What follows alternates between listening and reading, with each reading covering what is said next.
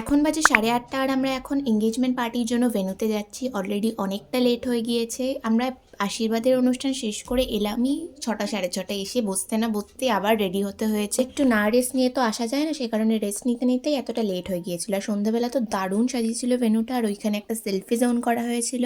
আর এটা তো ছিল এন্ট্রান্সটা পুরো।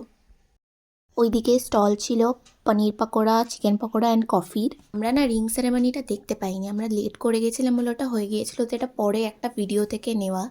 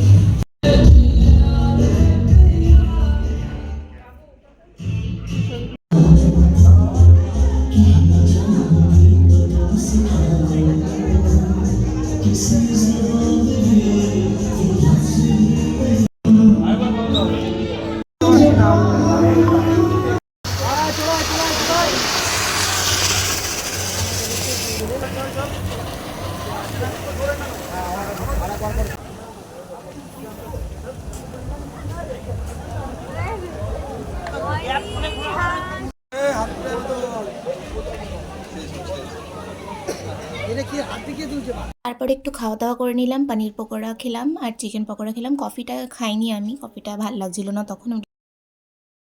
তারপরেই ডিনারের জন্য বসে পড়েছিলাম, কারণ অনেকটা রাত হয়ে গিয়েছিল, প্রায় তখন 11:30 বাজে। আর রাতের মেনুতে কী কী ছিল সেটা তোমরা আমার শর্টসে দেখতে পেয়ে যাবে।